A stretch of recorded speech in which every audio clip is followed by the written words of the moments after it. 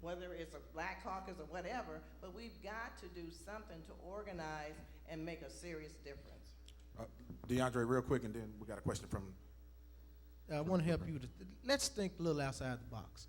We talk about the incarceration rate and the failure rate of the correction system. I'm a proponent of making the prison system one of our first training grounds. You got men and women that have their undivided attention all day long. Teach them how to be parents, because they will go home. Why waste that opportunity? If you teach them what they need to do when they go home, then there's no excuse. So many of them didn't have the mother at home. My mother was a crackhead. I had to learn how to raise my children on my own, on the fly, hoping I did the best job I could. I messed up with the first two. But if we change the way we see prison and stop looking at it as a place of punishment, but as a place of correction, let's go in and correct the action that made the people go there in the first place, then your crime rate goes down. And I asked the question because the young lady asked, what are we going to do about the young people? What I suggest is that I just challenge everyone in here to touch somebody. If we all just began to talk to the people that are in our circle and help them to become better parents and better children, the world would change. But the problem is we don't want to go outside, and we use that comfort zone word a whole lot. We don't want to go outside and do things differently because we don't want to be seen as the one that knows it all. We don't want to be seen as one that's in somebody's business, where they need your help and just like they have too much pride to ask for it. Sometimes it's time for us just to do what's right so people can see you doing it right and not be afraid of where you come from. So we want to hide our past. Let that be a badge. I wear my prison numbers with honor, 188-076. The reason I'm talking to you now is because I've been to prison, but I overcame that obstacle. Let's teach people that have been there to stop being ashamed and go back and talk to the young people so they don't go where we've been, because we know what gets them trapped up. Thank you, sir. Your question, sir. Yeah, my question to and I want to ask this question. I want the judge and the tattoo person to answer this question. How important is it of our political process that we have here? How important is that for this election season? How important is the judicial? How important is the executive branch of our government and the legislative branch of our government? Because I've heard this conversation before. I heard a conversation by Allen West of Florida, Scott of South Carolina, and they make the point that they pull themselves up by their own bootstraps and all this and what we should do and everything. Do you think it's important that we, as a people, pay attention to this election? And is it important that we do all that we can to get President Obama reelected in this election? The judge and the tattoo man.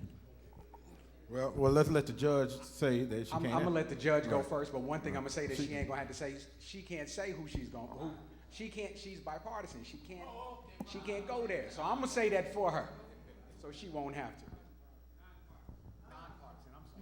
If I can address just a couple of things, going back to the question that was asked earlier, and this ties into what you're asking, sir.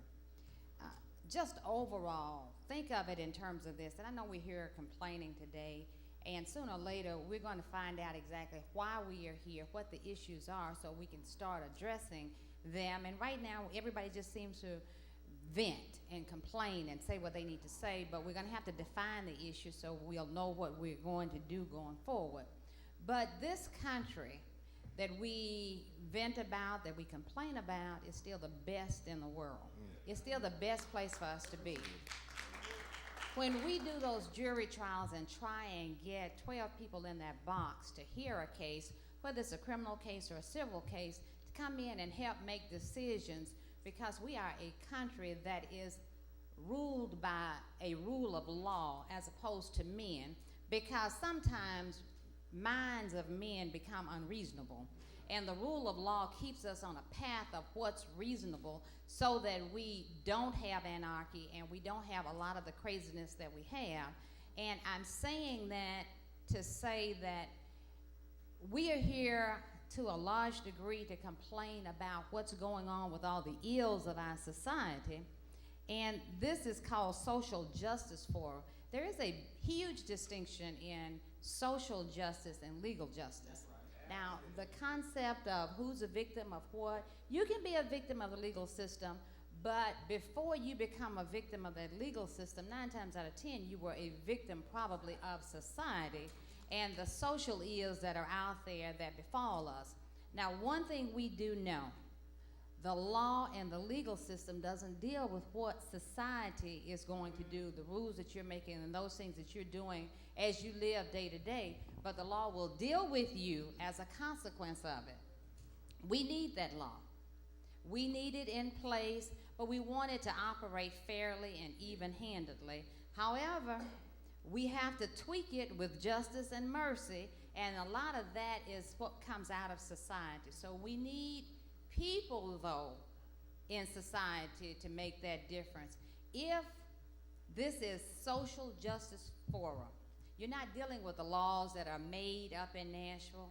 You're not dealing with what's happening in that courtroom. You're dealing as a society with what's going on and what happens before we get to that point. Now, we do know one thing. The Bible tells us, and you're full of Bible scholars in here, that there's nothing new under the sun. Our children have always committed crimes. We have always committed crimes. We have always killed each other, but collectively, we see so much of it now, we think it's something new. Well, it's not. So we just have to deal with it, and if we deal with it collectively, it's wonderful. It seems like we are on the right path. But if we deal with it one by one individually, it will then make a substantial difference in the long run. So we're going to have to decide what this issue is today, whether this is a social justice forum or whether this is a legal justice forum, and we need to attack the legal system. And it's nothing to say you can't do both of them. They don't have to be exclusive of each other. But when you're going to get started here, we get through venting and complaining. What's the issue that we want to deal with? Because you can't tackle everything at once. Let's tie it down. Let us know in what direction we want to go so that we can start moving in that direction, because right now all we're doing is floundering and getting people upset. And it's wonderful. You have your ideas, and those are the kinds of things that you take to your legislator. As a group, society says, these are the things that are important to us, Mr. Legislator. We want you to make a law that deals with that. And that's what's going to happen. But our government is not going to take care of us. That's this society piece. That's this social justice piece that we're dealing. I think, if that's where you're going, Mr. Touche, I don't know. But I'm hoping by the time I leave here, I have a good feel for where this is actually going to go. But it is not our Constitution that takes away our rights. It's that legislator over there that takes away your rights. Those are rights that belong to the state. And when Mr. Touche and his partners in crime in the legislature get together, they decide what's a felony in the state of Tennessee. They decide what rights you're going to lose as a consequence of that felony. They make those decisions, but they make them based upon what you, the people, tell them the laws ought to be. So if you, the people, don't get together and come as a body with a voice, whoever the squeakiest wheel is in Nashville is the one that's going to get oiled, and that's the law that the legislatures are going to report out, and whatever law they report out will bind all of us. Amen. And before we go to Professor Fisher and come to the young man with the question, stand up. If you had the mic in your hand, I want you to stand up so we can make sure that we see you. But I do want to chime in on what the judge said. You know, a lot of times the state elections are slept on. And I tell people all the time, when I got to the legislature, I realized how important the state level is, because it's where all the monies flows through. All the money, your federal taxes, your local taxes, comes through the state, and we decide where it's going to go. We decide what the punishments are going to be. We decide how much time you're going to do. We decide if you're not going to do, because we send the laws down, and the judges, they base their decisions on those laws that we make. Thank you for that, Judge Higgins, because that needed to be said. And we're going to do Professor Fisher for 30 seconds. Then we're going to go to this young man and then this young lady right here. What I am attempting to do is Is that Professor Fisher? interjecting. Well, it is now. Okay. Is interjecting what you have already said. This morning we got up to go downstairs to eat breakfast, buffet style, $17. We decided to stop by the red caps or the people who handle the luggage where a nice restaurant was. He said about a block and a half down the street. We went down the street, and it was a restaurant it was a black restaurant that didn't serve breakfast. But I must have looked pitiful. She fixed some fried tomatoes, some sausage, some rice, biscuits, and what have you. Now I'm gonna jump off of that. The point is, why wasn't it known with all of these restaurants in the neighborhood of the hotels, wasn't these black restaurants noted? They always told me economics is one of our problems. If we could have patronized those restaurants in the neighborhood, that money would have been circulated in our community. What's your question for the panelists, sir? And I think I know where you're going. That is the question. Yes, sir. Yes. Why didn't they, the committee, let the people know about the okay. black businesses?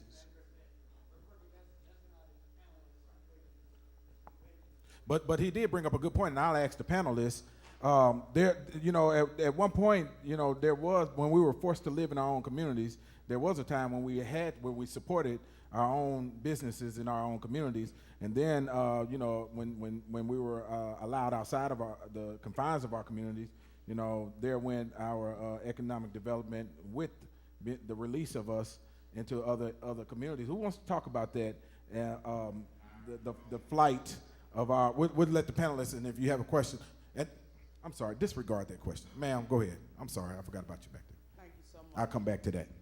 I just briefly want to touch on a few things for shortly. A comment was made that in your home, how you raise your children, about how it's one way, it's whatever I say, that's how it goes. I'm all for discipline, but without communication, understanding, and patience.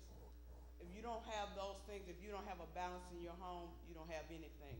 Because just like you're in that home, that child is in that home, that child has to leave that home. So no matter how you run it in the home, you got people in the prison home, have been in homes that their parents have beat them down, and they have so many other mental issues. That's one thing. We also had a comment where someone said about choice. You have students right across the street that are encountering issues, that people that are grown and have experienced many things that don't even know how to handle, even as students. So how do we get to that choice? We have another thing where we talk about people in the prisons or welfare. We have programs. Anything can be used to your advantage. It's all in what you do with it. But the thing of it is, where does change begin? It begins with the mindset of the individual. What do we do to get to the mind of the individual to start change? Thank you, ma'am. Professor Fisher. I think the first step to social justice is social responsibility. And I think we are scratching the surface of walking down that pathway with this discussion. Here's something that I think is very practical, and I think many people are in the process of doing now. In light of some of the apathy that we have experienced in previous elections, local and national, I think the first thing I want to charge every church to do is to make sure every member of your congregation and your community who is of voting age is registered to vote. If they need help with identification, make sure your church helps them find the proper identification. If they need help with transportation, make sure that you transport them to the polls. And that's the first thing that we can do to make some form of social justice a lot more tangible. Councilman Collins, then we'll go to the last question back there in the back, and then we'll have closing statements from all of our panelists. Thank you. And then after you get them registered to vote, you identify those young people Right. that are in middle school or elementary school, and you match them with a mentor. Yep. All of us in here, as someone said, got grandchildren, except me, thank God. And me. But at the end of the day, we know that there are parents in our community need help. Those children need us, and they need to see that hard work does pay off, and that perseverance does pay off, and that we believe the Bible that we carry around. And so they need to see that. Our office, in the DA's office, we have a mentoring program for truant kids. Instead of prosecuting them, we match them with a mentor. We go to churches. I can count on all of my fingers how many churches don't show up for the training. But that's okay. The issue is these children need us, and if we can set that example, then the social part will take care of itself. The young man said that it is the decision making that he makes because his mother instilled in him how to make good choices. Mentors do that.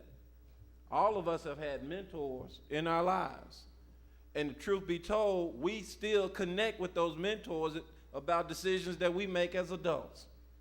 And that's what a mentor is, someone to help us down the path that we don't know that you've already walked through. Thank you, Councilman. Let's get this last question back here in the back. This is the last question. So this is the last question. Who are we going to have? Who's going to have you asked a question before? No. No? Who has the mic? Okay, stand up, sir. Very quickly, my name is Clarence Robertson, Brooklyn, New York. There is an issue that has to be dealt with, and that is the extension of values. The young man explained where his values came from. When we have children looking at TV with people with their pants falling down, that's what we're honoring, because we allowed that to be on our TVs, and we've told our children that's okay.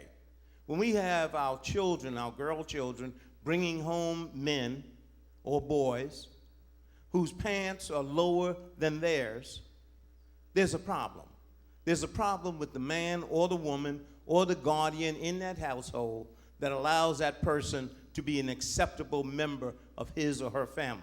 That's a good point. Do you have a question for them?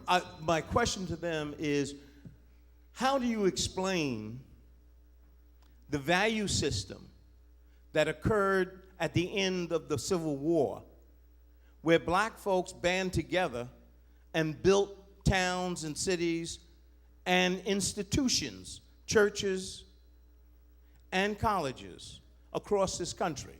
Now, when integration came, everyone stopped sending their children to South Carolina State and Virginia and Morehouse, and they started going to Harvard and Yale, schools that they were not accepted in prior to that. Where did this mindset come from? Who wants to answer that said we now have to be something else that we're not? Okay, Professor Fisher, 30 seconds. Can I get 45? Because I yielded like 30 seconds twice. I compromise with you. 31. Thank you. 31 seconds. Once I heard Maxine Smith address some of the ills, and she said it was her generation's fault because they got satisfied with a little house on the hill, a little Cadillac, a little money, and they forgot to tell the story of the struggle to the younger generation. Now, I'm not here to say that anybody dropped the baton or sit here and blame. At the end of the day, we all need to pick it up. But the reality is this. Some of us receive some types of privileges, and we forget from whence we've came. It's been discussed already. So I think what we need to do is be open and honest. And church people really have this problem. We need to be open and honest about what we have been through and recognize that all of us may have been conditioned to make great decisions, but not all of us have made great decisions. And yet, if it had not been for the grace of God, all of us would have been jacked up. I think when we can start to tell that story, we can come back together, band together in truth, in spirit, and in love, get out of the four walls of the church and change the community from the outside in. Thank you, sir. Yes, sir. Real quick, sir. How y'all doing? This here relating to what she was talking about, this lady right here, on the kids in their household. Most parents not motivating their kids, they weighing their kids down. They don't, when their kids get up, they don't ask them, let them know good morning. It's always something negative. So if a parent telling their kids something negative, they gonna have it in their mind. I ain't gonna be none. My mama say I ain't gonna be none, and they bring it out to the community. That's why most problems in the community. This will lead the kids to the gangs. I was a former gang member in this Frayser community. I've been staying in Frayser since '92, and since I've been out here, you know, I once was a problem in the Frayser community. Now, you know, I got my mind set to where I'm a strong advocate to better the Frayser community because I feel like I know what it takes. I've been there. You know, I was a part of the gang that's found. They're the only gang out here in the Frayser community that's really causing the problem. So I feel like if I can touch more of them to come as one and just be as one as a unity to better the community, you know, that's what I'm gonna do. You know, I talk to most youth around the community, you know, they willing to work with me on this. If we just all work together and basically come together as a unity, as one, making peace in the community, it will be no problem. Thank you for that, sir. We appreciate it. At this time, thank you. At this time, we're gonna get just some closing statements from each of our panelists, and if you will, keep it 1 minute or less. 1 minute or less. I know we got some ministers up there, and we got 1 minute or less. Brother Caswell, and we hadn't heard much from you, but I wanted to, but here. Well, that was a great note to go out on, and that's unity.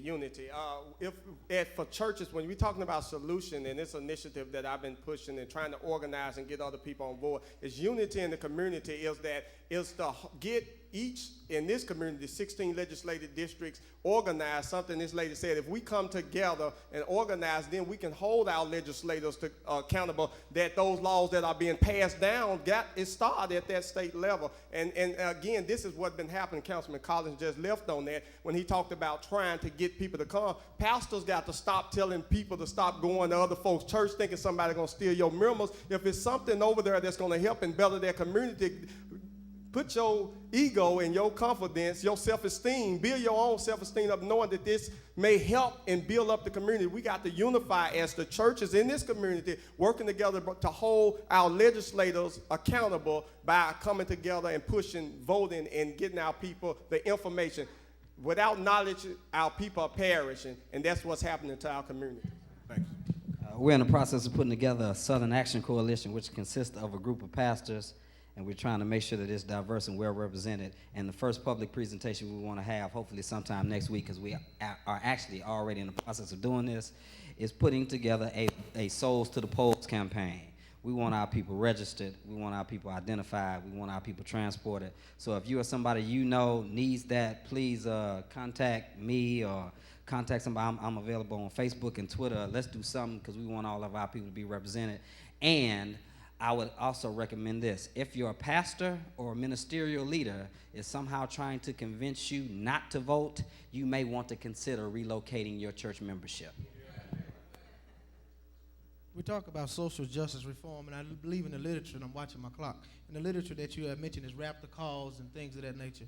One of the problems in our communities is we've allowed some socially acceptable norms to just go and just run our neighborhoods. There never should be a time when it's okay to go to jail. People go to jail, the first thing mama does is try to pawn something to get them out and go post a bond. Want to make sure they got something on their book. Make sure they have all the stuff they need in jail. They come home and they want to give them a coming home party, like it was okay to go to prison in the first place. We have to remove some of these social acceptable norms and change the paradigm so parents want to be good parents. The young brother was so true. Next door to me when I was at the dope house, mothers were sending their children to buy the weed.